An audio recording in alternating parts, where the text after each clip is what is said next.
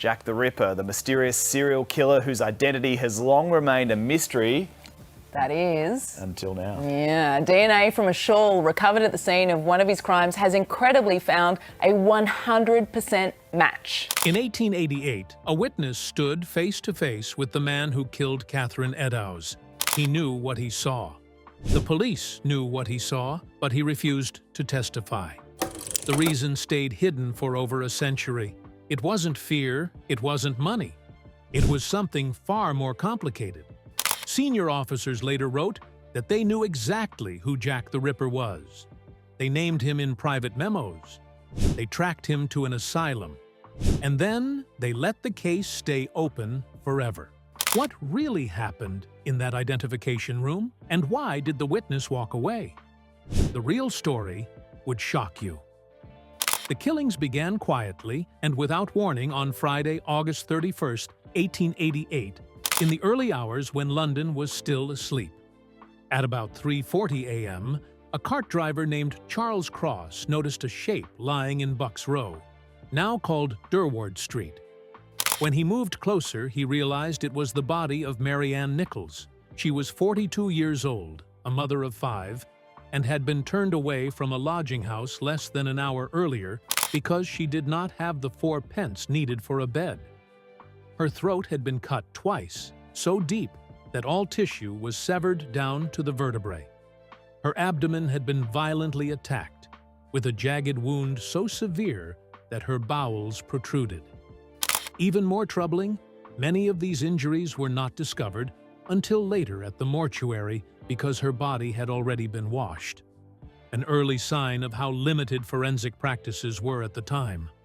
Only 8 days later, on Saturday, September 8th, the violence escalated. At 6:00 a.m., the body of Annie Chapman was found in the backyard of 29 Hanbury Street. She was 47 years old, and what had been done to her shocked even seasoned doctors. Her throat had been cut, her abdomen fully opened, and her uterus, parts of her bladder, and her vagina had been removed. Dr. George Bagster Phillips examined the body and stated that the organs had been taken in what appeared to be a single movement, using a very sharp blade, at least 6 to 8 inches long. This was the moment when fear truly took hold, because it suggested the killer knew exactly what he was doing. Then came the night that London would never forget. In the early hours of Sunday, September 30th, what later became known as the double event unfolded. At 1 a.m., Elizabeth Stride, age 44, was found in Dutfield's yard off Burner Street. She had suffered only one clean cut to the throat and no further mutilation. She would become the only canonical victim not attacked beyond that single wound. And many believe the killer was interrupted when a man named Louis Diemschutz drove his cart into the yard moments later. Less than 45 minutes passed before the terror struck again. At 1:45 a.m., P.C. Edward Watkins discovered the body of Catherine Eddowes in Mitre Square. This time, the brutality was extreme. Her face had been slashed, making her the first victim with facial mutilations. Her abdomen was ripped open, her intestines pulled out and placed over her shoulder, and her left kidney, along with most of her uterus, had been removed. A blood-stained piece of her apron was later found about 1/3 of a mile away in Goulston Street. Nearby was a chalk message that read, "The Jews are the men that will not be blamed for nothing." Commissioner Charles Warren ordered it erased before it could be photographed, fearing riots, and in doing so destroyed what may have been vital evidence. The final canonical murder came weeks later, on Friday, November 9th, 1888. At 10:45 a.m., Thomas Bowyer, an assistant to a landlord, opened the door to a small room at 13 Miller's Court and stepped into a scene so horrific it haunted everyone who saw it. Inside lay Mary Jane Kelly, just 25 years old, the youngest of the victims. Unlike the others, she had been killed indoors, giving the murderer time. Doctors estimated nearly 2 hours of mutilation. Her throat was cut all the way to the spine. Her face had been destroyed beyond recognition, with her nose, cheeks, eyebrows, and ears partially removed. Both breasts were severed. Her abdomen and thighs had been stripped of skin and tissue. Her heart was removed entirely and never found. Her former partner, Joseph Barnett, was only able to identify her by her eyes and ears. All of this unfolded in a place already pushed to the edge. Whitechapel in 1888 was drowning in poverty and desperation. Around 900,000 people lived in London's East End, with roughly 250,000 packed into Whitechapel alone. The density reached 188.6 people per acre, nearly 4 times the London average. Charles Booth's 1891 study revealed that 37.5% of residents lived in extreme poverty, unable to afford even basic necessities. Streets like Flower and Dean were described as the foulest and most dangerous in the entire city. 1 in every 4 children died before reaching the age of 5. A bed in a common lodging house cost 4 pence a night, the exact amount Mary Ann Nichols did not have on her last evening alive. Police estimated that about 1,200 prostitutes of what they called very low class worked the area, alongside roughly 62 brothels. All 5 victims turned to prostitution to survive, and the killer used that vulnerability to his advantage. The situation was further complicated by deep social tension. Between 45,000 and 50,000 Jewish immigrants lived in the area, many fleeing pogroms in Russia and Poland.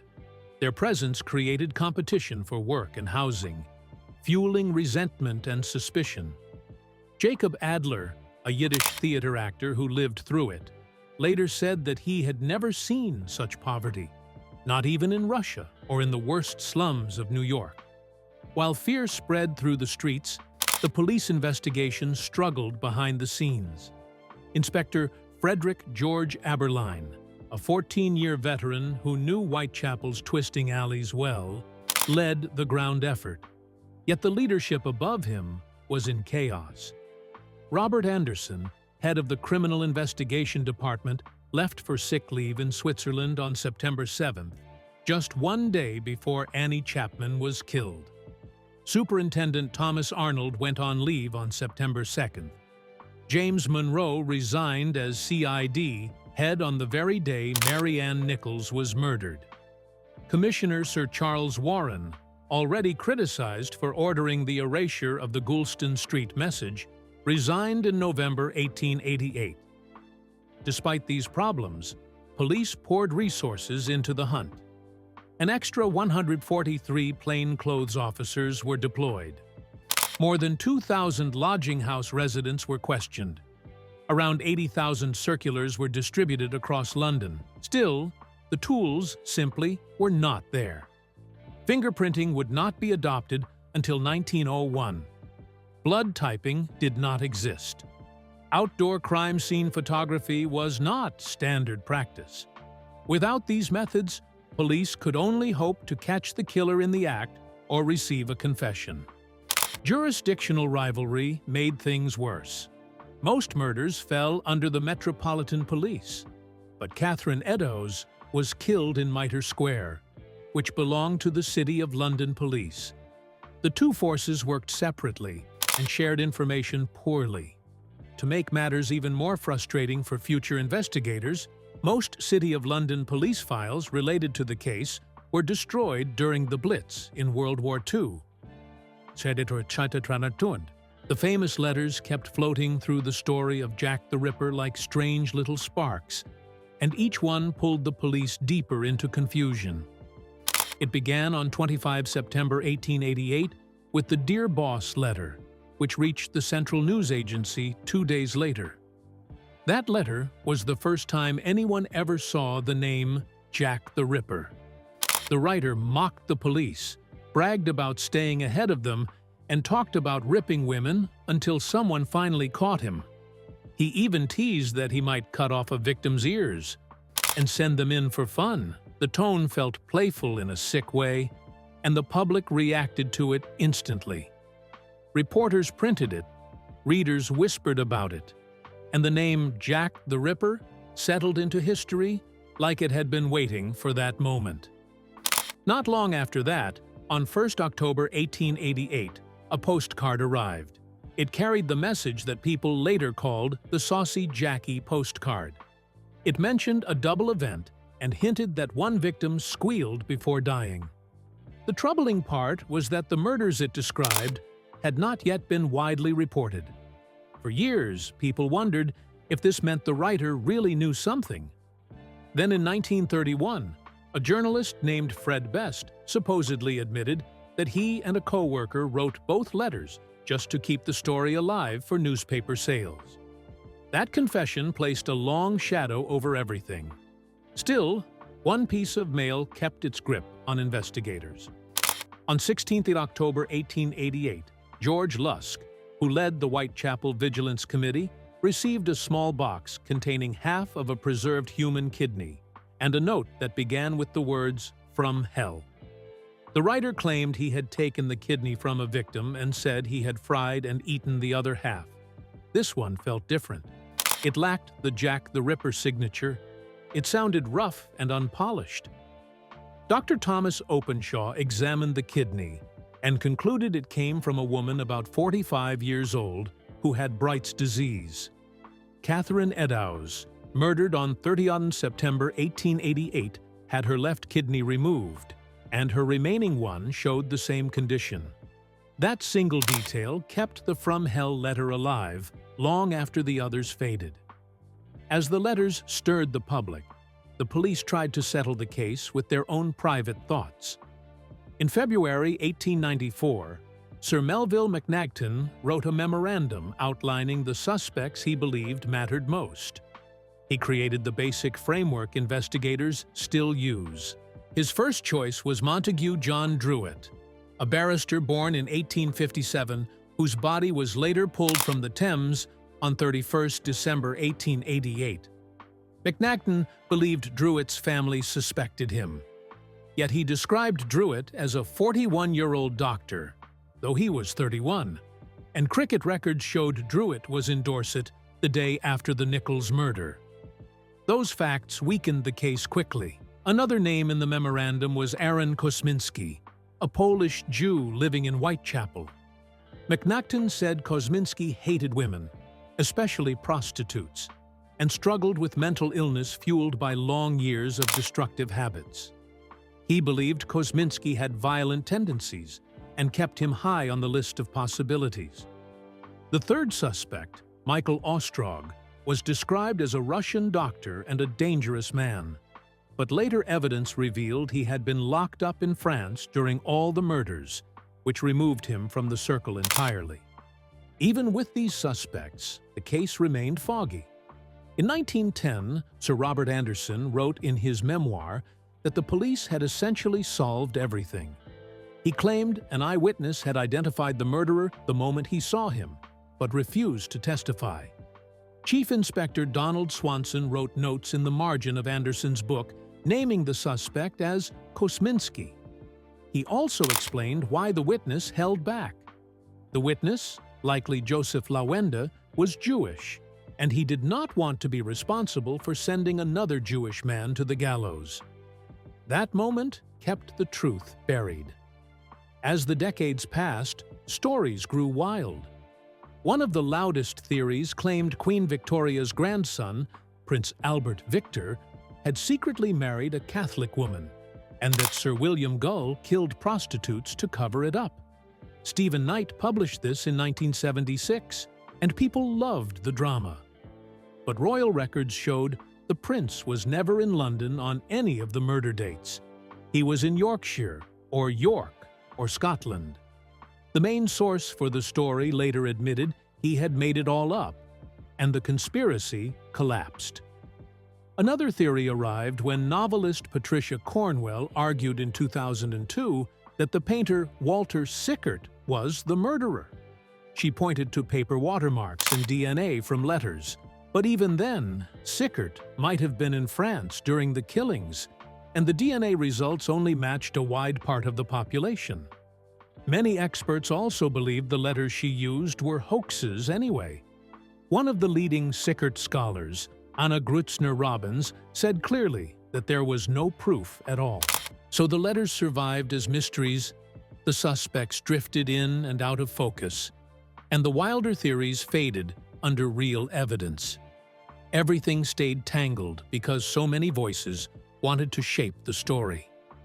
And through all of it, the truth kept slipping away the same way it did in 1888, moving from one idea to the next, always just out of reach, but still pulling people forward. The modern DNA story around Jack the Ripper began with a piece of fabric and a man who thought he had finally solved it. In 2007, British businessman Russell Edwards bought a silk shawl at auction. The story attached to it was dramatic. The shawl was said to have been taken from the murder scene of Catherine Eddowes by acting Sergeant Amos Simpson and then passed down through his family for generations. Edwards believed it might hold the killer's DNA, so he turned to Dr. Jari Louhelainen of Liverpool John Moores University and asked him to test it. In September 2014, Edwards went to the press and told the world that DNA testing had definitively, categorically, and absolutely proved that Aaron Kosminski was Jack the Ripper. According to the claim, blood on the shawl matched Karen Miller, a great-great-great-granddaughter of Catherine Eddowes, and epithelial cells from a semen stain matched a female descendant from the maternal line of Kosminski's sister, Matilda. 5 years later, in 2019, Louhelainen and David Miller of the University of Leeds published a peer-reviewed article in the Journal of Forensic Sciences, Volume 65, Issue 1, pages 295 to 303. They described their work as the most systematic and advanced genetic analysis of the case so far. They said they had identified haplogroup T1A1, which is common among Russian Jewish populations, and they also said that their phenotypic analysis suggested the suspect had brown hair and brown eyes, in line with some eyewitness accounts. On the surface, it all sounded neat and tidy, as if science had finally closed the file. Once you look closely, though, the entire DNA case begins to fall apart. One of the first serious problems came from the very heart of forensic genetics. Professor Sir Alec Jeffreys, the scientist who invented DNA fingerprinting, and other experts noticed that Louhelainen had recorded a mutation as 314.1C and claimed that this variant appeared with a frequency of only 1 in 290,000 people. In reality, the correct designation is 315.1C, and that variant is found in more than 90% of people with European ancestry. That one correction turns a supposedly rare genetic marker into something incredibly common and destroys the idea that the shawl profile was special or unique. The trouble did not stop there. In their 2019 paper, the authors did not publish full mitochondrial DNA sequences. Instead, they showed the data as colored boxes in a figure, which meant that no independent scientist could check the actual nucleotides. When questioned, they argued that the United Kingdom Data Protection Act stopped them from revealing full sequences. Mitochondrial DNA specialist Walter Parson of Innsbruck Medical University pushed back on this excuse. He pointed out that mitochondrial DNA sequences do not pose any real privacy risk, and said very clearly that such sequences should have been included, because without them, readers could not judge the result for themselves. The paper also contradicted itself in a way that is hard to ignore. In one of the key figures, Figure 7, the authors showed that there were 2 nucleotide differences between the suspect sample and the shawl sample.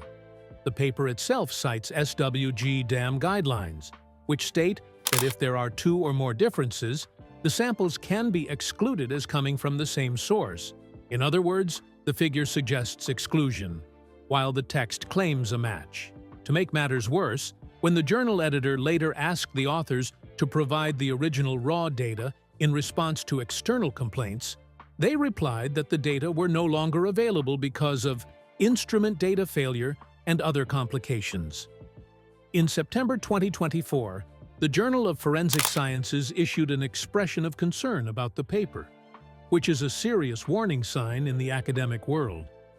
Even if the data had been perfect, the shawl itself is a nightmare from the standpoint of contamination and chain of custody. It has been handled, displayed, and passed around for more than 136 years. People have photographed it while touching it with bare hands. Some areas have been treated with bleach. Most damaging of all, 2 descendants of Catherine Eddowes spent 3 days in the same room as the shawl in 2007, which makes transfer of their DNA almost unavoidable. Geneticist Adam Rutherford did not mince words about this situation, calling it terrible science and terrible history. On top of that, there is no solid proof that the shawl ever came from the crime scene. It does not appear in any police inventory from 1888. Amos Simpson served in N Division, which covered Islington, while the Eddowes murder took place in the City of London police area. When Sotheby's examined the shawl, they dated it to the Edwardian period, sometime between 1901 and 1910, which would be after the Ripper murders. So the foundation of the DNA claim is built on a piece of cloth whose origin is shaky and whose surface is crowded with modern DNA. To understand why Aaron Kosminski became such a central figure in this story, you have to step back from the shawl and look at his life. Aaron Mordecai Kosminski was born on 11 September 1865 in the town of Kłodawa in Congress, Poland, which was then part of the Russian Empire. His father was a tailor and died when Aaron was 9. In the years after the assassination of Tsar Alexander II in 1881, waves of anti-Jewish violence swept through the empire. Many families fled west, and Aaron joined that migration, arriving in London around 1881 and settling with relatives in Whitechapel. He lived with siblings, including his brother Wolf and his sister Matilda, in the same poor district where the Ripper murders would later take place. In London, Kosminski worked as a hairdresser, but by 1891, doctors noted that he had not attempted any kind of work for years. He lived in what one report called the very heart of the district where the murders were committed, with addresses on Providence Street and Greenfield Street that placed him very close to all 5 of the canonical murder sites. His mental health had already deteriorated by that time. Modern psychiatrists who have reviewed his case generally believe he suffered from paranoid schizophrenia. Medical records describe some disturbing habits and beliefs. He reported hearing voices that tormented him. He thought people were trying to poison him. He picked bread off gutters to eat and would drink only from taps. He refused to wash or bathe. His condition kept getting worse. In 1891, he threatened his sister with a knife, and that act finally triggered his removal from the home. On 7 February 1891, Kosminski was certified insane and taken to Colney Hatch Lunatic Asylum, which was the largest asylum in Europe at the time. 3 years later, in 1894, he was transferred to Leavesden Asylum. He remained there until his death on 24 March 1919, at the age of 53. After decades of poor eating and neglect, he weighed only 96 pounds. The cause of death was recorded as gangrene of the leg. Interestingly, despite later claims by some police officials that he had strong homicidal tendencies, asylum notes do not support the idea that he was especially violent. Over 28 years of institutionalization, the records show only one clearly violent incident in January 1892, when he tried to strike an attendant with a chair. He was a deeply disturbed man, but not documented as a serial killer in the records that survive. The wider investigation into the Whitechapel murders has its own history of loss and secrecy. Officially, the Jack the Ripper case has never been solved or closed. no suspect was ever charged or convicted. Scotland Yard has never formally endorsed any one theory. Over time, key parts of the documentary record have vanished. Many City of London police files were destroyed during bombing in World War II. The Metropolitan Police suspects files went missing and were already noted as such by the Public Record Office in 1983. The file on Emma Elizabeth Smith disappeared. There is no surviving police dossier focused solely on Kosminski, even though later comments from senior officers suggest he was one of their main suspects. In 2011, retired detective Trevor Marriott tried to pierce some of this darkness by requesting access to uncensored Scotland Yard ledgers from 1888 to 1892. These ledgers contained about 36,000 entries, including the names of informants. The response to his request shows how sensitive the records remain.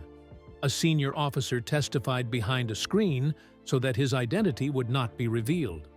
Scotland Yard argued successfully that releasing these ledgers would compromise informants and ongoing principles of policing, even after more than a century.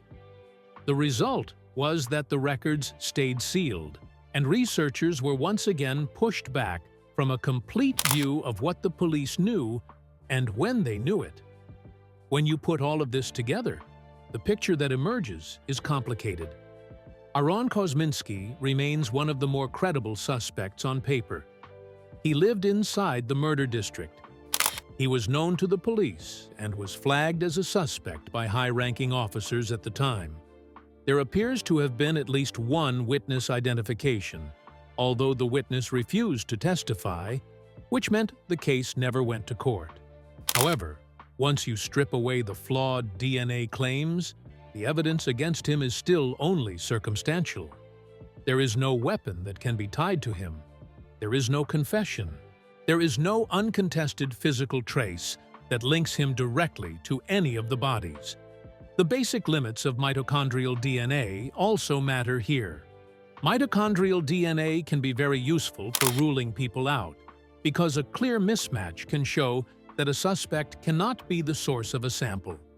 It cannot, on its own, positively identify one specific person as the source, because millions of people can share the same mitochondrial profile.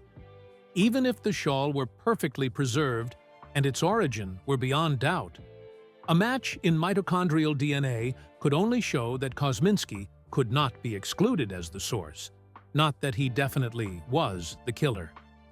In the real world, where the shawl is badly contaminated and its history is uncertain, even that limited claim collapses.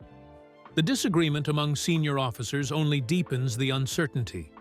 In 1910, Sir Robert Anderson wrote that the identity of the Ripper was known and suggested that Kosminski was the man. His colleague Sir Henry Smith, who had been directly involved in the case on the City of London side, mocked this claim and dismissed it in harsh terms.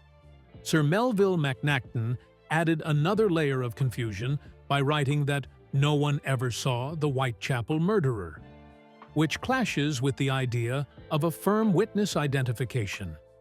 These are men who worked in overlapping roles on the same set of murders, yet they could not agree about what the police had actually established. After 137 years, that is the real state of the case. The name Jack the Ripper still hangs over Whitechapel, but the person behind it remains unknown. The story reveals how fragile forensic work was in the late Victorian era, and how even modern science can go wrong when it starts from bad samples, uncertain provenance, and overconfident claims.